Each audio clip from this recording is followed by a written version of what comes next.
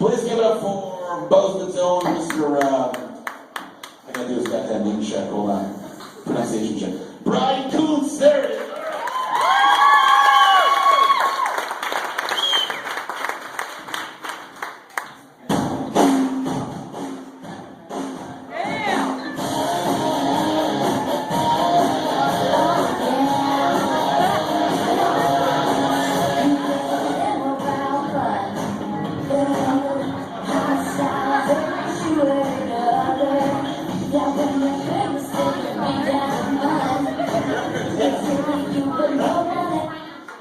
Hello, Belgrade. Oh, pretty cool. I didn't pick that song, I promise. I would have picked something a little gayer, but God, I love this bar. You know, and not just because they have midget wrestling. Yeah, you were here. I didn't actually make it to the midget wrestling last week, but I saw a video of it, and I didn't know whether to be disgusted or like just really aroused. Because like I personally love anything that exploits someone less fortunate than me. But what was weird is in this video I didn't see any midget wrestling at all. I saw these girls go up on stage and grind on these midgets. And like it was a really cool thing that would happen. And so I'm watching this video and one of the girls goes up there, and I mean there was two girls left at the end, okay? And there was one big girl, and you know, she's sitting on the side, the midget's just like jumping on her. It was like a water bed, and he was loving it, but she didn't look like she was too happy. But then the other girl, as with any competition, I don't know if you guys know this, but there's always that one girl that's just really slutty. It doesn't matter if it's like a fundraiser for kids with cancer or just anything. There's just that one girl that goes up there and just like, whoa, holy shit. And so she's up there, and you know, this little guy, he's just going to town on her. She's laying on her back. He bends her over, and he's going at it. And then finally, he sits her in the corner of the ring, and she's just sitting there, you know, like she's just waiting for it. And he takes a running start right at her and just slams his bats into her face. And she was happy, like constantly, when it's just pounding her. And she seemed to love it, and so that's when I got the feel for Belgrade. I was like, oh, okay, this is what Belgrade people like. This is what's gonna make them happy. But I also love this bar because one night I was here, and all of a sudden this guy comes up to me randomly, and he was like, what are you drinking? I was like, what? He was like, what kind of beer do you want? And I was like, Bud Light. And he's like, all right. And he goes to the bar, and he gets himself a beer and brings me back a beer. And he's like, I love your shirt. And like the shirt I was wearing, it said, this guy needs a beer. And it had little hands pointed up.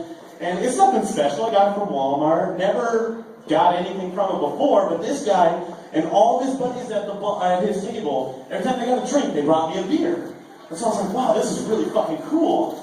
I need to make a shirt that says this guy needs a blowjob. So I went and I had that shirt made, and I wore it to the bar, and lo and behold, it worked. Every guy that walks by gave me a blowjob. So one time one of my first shows, I heard the Buffalo Station, which is the strip joint, in case anyone doesn't know. They were having an open mic night. And I was like, all right, cool, I should go to that. And so like I called them up, you know, and I was like, all right, do you have to be 21 to get in to see it? You know, because my fiance's 15 and she wanted to be able to see me. And I want her there. I really like her.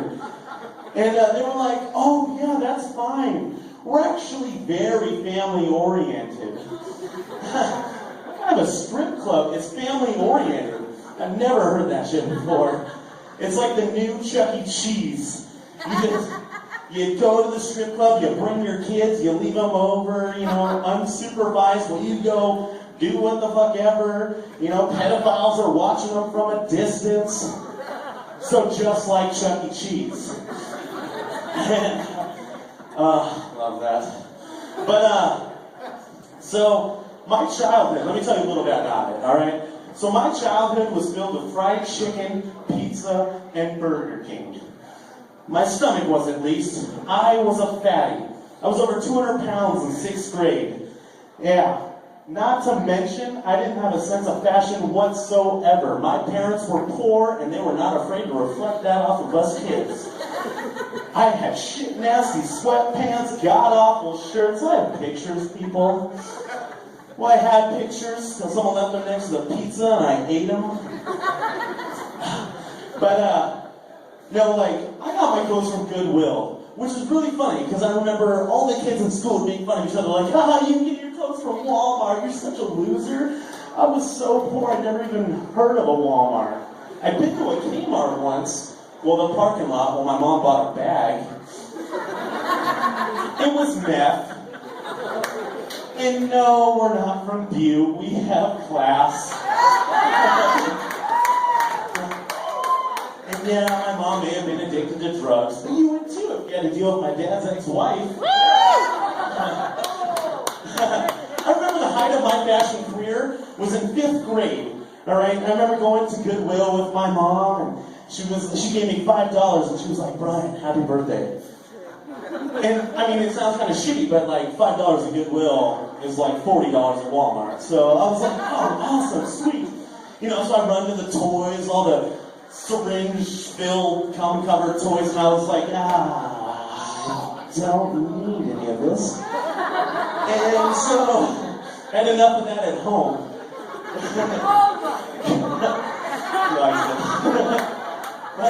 And then so I was like, no, Brian, you need to like go look at clothes. You need to be, like, you need to get a fashion sense for once. So I'm like going, I'm looking at the clothes and find a new pair of green sweatpants. I was like, these are cool, they're bright. And then I'm looking through the shirts. And as I'm like going through, I'm like, find this one. And it was like God's gift to me. It was like God wanted me to have this shirt. He was like, Brian, get it. And let me describe this shirt to you. It was all black, and in the middle was an upside down triangle. And inside this triangle was the Space Needle. And I'm from Seattle, so that was like really cool. And around the triangle was rainbow colors. And I don't know if you guys know this, but this is the gay pride symbol of Seattle. And I'm like, this is the coolest fucking shirt I've ever seen. Like, oh yes, I need this. So like I grab it and I go up to my mom and I'm like, Mom, I want this shirt. And she paid so close attention to me that she was like, yeah, I'm gonna get this for you. You need to wear it in school.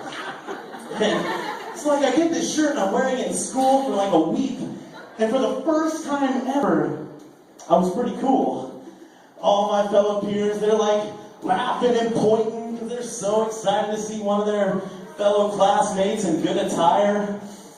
And then at the end of the week, my teacher pulls me aside and she was like, Brian, you do know that's a gay pride shirt. I'm like, oh shit. Everyone in my class is gay. That's why they like me now. But, and then she tells me, she's like, Brian, I'm gonna have to ask you to actually change your shirt. Not because she was a homophobe, but because it was covered in grease from, you know, the fried chicken and pizza and sweat from walking. But no, so like, when I was a kid, my least favorite class was gym class.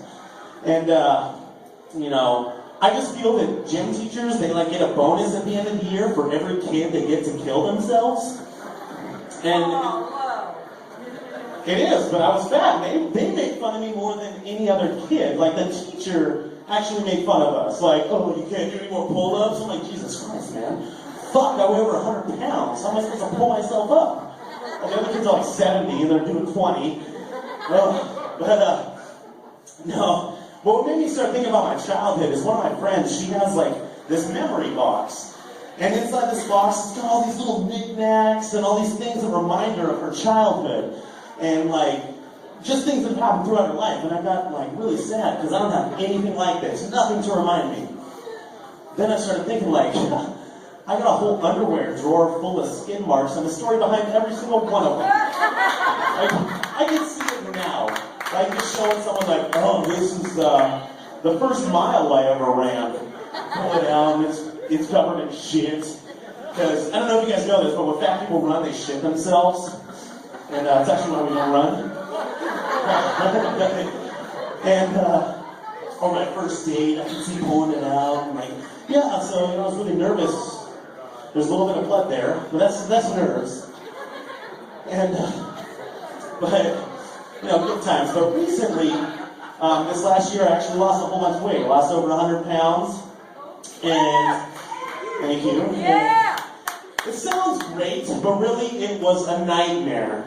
Alright, so there I was, well over 300 pounds, you know, funny as shit, everyone loved me.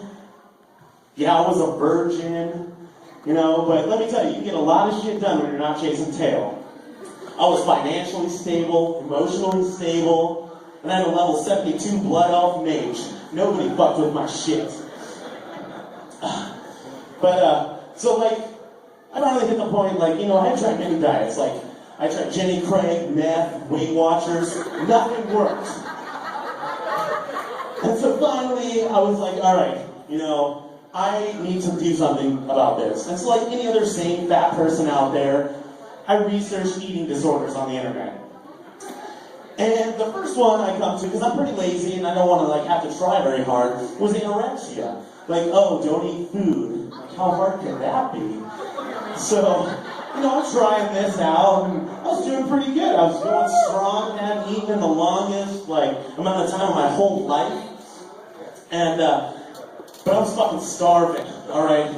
It's pretty bad when you're watching Human Centipede, and you're envious of the two that are ass and mouth, because they're eating. So finally, 6 hours had gone by, and I said, fuck it. I made myself some sloppy joes, and I finished my movie. But when that didn't work, I decided to go for bulimia. You know, or as I like to call it, the quick finger diet. Quicker you throw the fingers in the back of your throat, quicker you lose weight. Awesome diet. Everyone should try it. Because there's just something about like a pain in your stomach that just lets you know it's working. You know, it's like working out. Like, oh, it hurts. That's good. But I think bulimia should have a disclaimer on it. You know, like the professionals tell you you should throw up after every meal. What they don't tell you is you shouldn't consider going down on a girl as a meal. Things can get nasty. People get nasty. Shit gets said. You know, you're like, I don't even know how you're not into this. People are into some weird shit these days. I've seen 2 girls, 1 cup.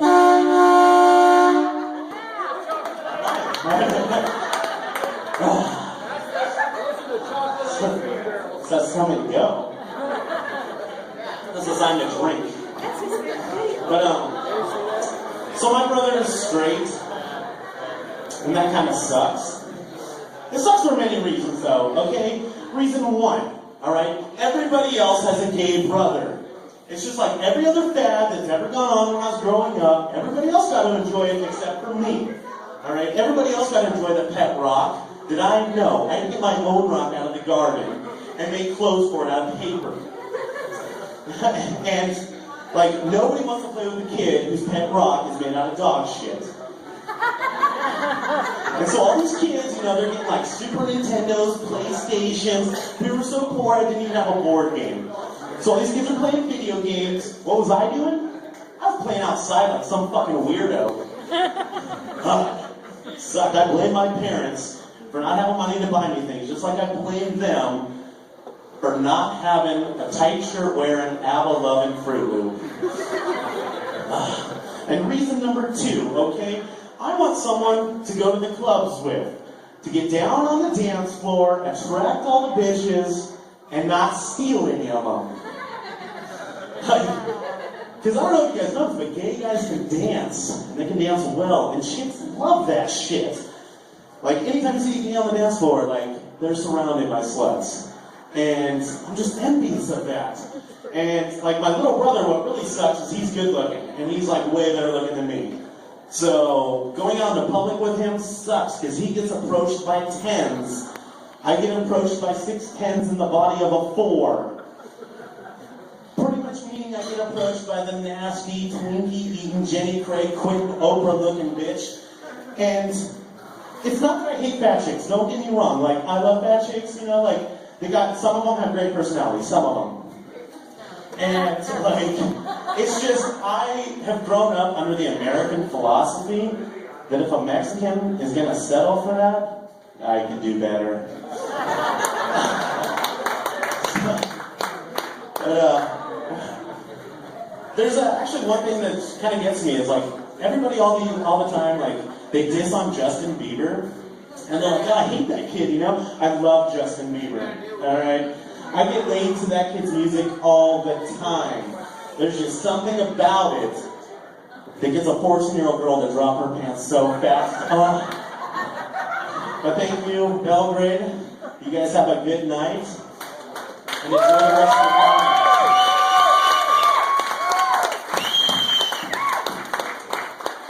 One more time for Brian Kuntz.